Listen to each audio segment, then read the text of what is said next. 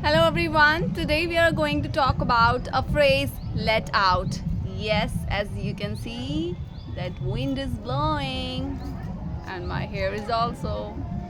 Okay, so let's get started with today's topic. As we know that let out is a phrase and it has several meanings. So one by one we will understand its meaning and then its usage in a sentence. Its first meaning is to allow someone or something to go out. जब हम किसी को या किसी चीज़ को बाहर छोड़ देते हैं या बाहर जाने देते हैं तब हम उस कंडीशन में उस सर्कमस्टेंस में लेट आउट फ्रेज़ का इस्तेमाल करते हैं, जैसे कि he let the dog out into the garden. उसने कुत्ते को बगीचे में छोड़ दिया या बगीचे में जाने दिया. एक और सेंटेंस,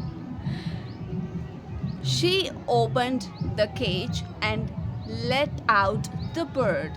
उसने पिंजरा खोला और बर्ड को छोड़ दिया या बर्ड को जाने दिया.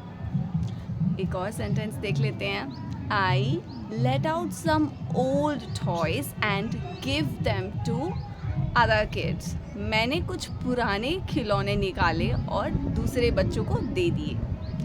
Its second meaning is to make a sound like a cry, scream, laugh or sigh. जब हम कोई ज़ोर से आवाज़ निकालते हैं, जैसे कि चिल्लाना, जैसे कि चीखना, जैसे कि आहें भरना या जैसे कि ज़ोर से हंसी छोड़ देना.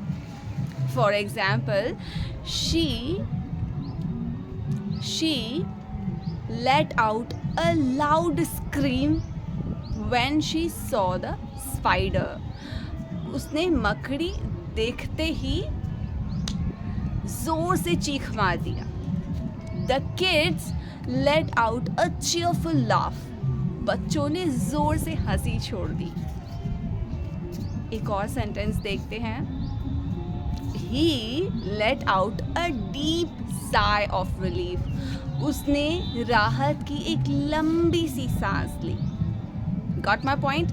Now its third meaning is to express feelings or emotions. जब हम अपने जज्बातों को या अपनी भावनाओं को बाहर निकालते हैं तब भी हम let out phrase का इस्तेमाल कर सकते हैं, जैसे कि she finally let out her frustration. आखिरकार उसने अपना गुस्सा निकाल ही दिया.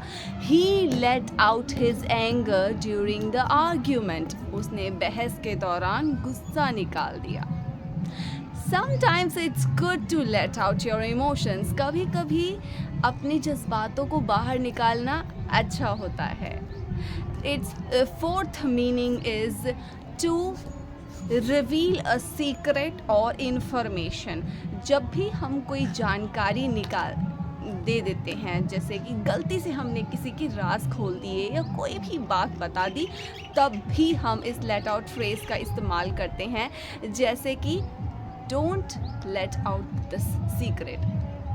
बताना मत इस सीक्रेट के बारे में, इस राज के बारे में किसी को मत बताना. या हम ये कह सकते हैं She accidentally let out the surprise. उसने गलती से सरप्राइज के बारे में बता दिया. ठीक है. Its fourth meaning. Its fifth meaning is to rent out the room or property. जब भी हम किसी को कोई कमरा या मकान किराए पर दे देते हैं तब भी इस फ्रेज़ का इस्तेमाल किया जाता है, let out फ्रेज़ का. जैसे कि my father-in-law let out his flat to the tourists. मेरे ससुर ने अपना जो फ्लैट है, मेरे ससुर ने फ्लैट किराए पर पर्यटकों को दे दिया. एक और sentence, they have been letting out their house for years. कई वर्षों से वो अपना घर किराए पर दे रहे हैं.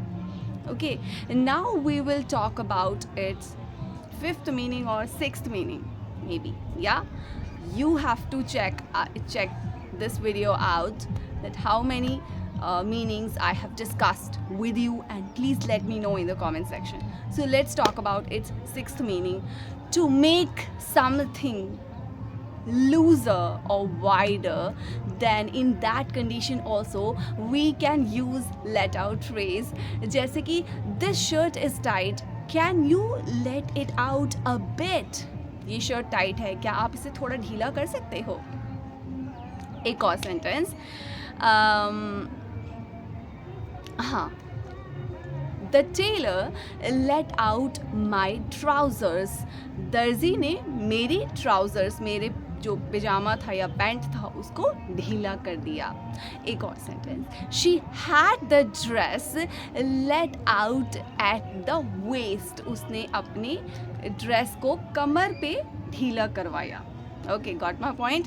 कभी कभी चलो बोनस में भी एक लेट आउट फ्रेज का मतलब समझ लेते हैं. जब भी हमें किसी पोएटिक वे में बहुत ही सुंदर तरीके से किसी चीज़ को, किसी अपनी जज्बातों को बाहर निकालना होता है अपनी फीलिंग्स के थ्रू, तब भी हम लेट आउट फ्रेज का इस्तेमाल करते हैं. जैसे कि at sunset the sky let out a golden light at sunset, सूरज डूबते ही आसमान ने सुनहरी रोशनी फैला दी. ठीक है, I hope you have understood this word, this phrase very clearly.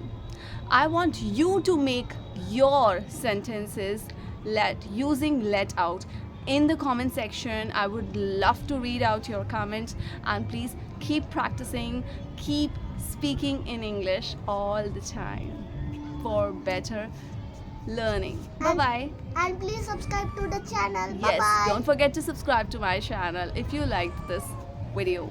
Bye bye.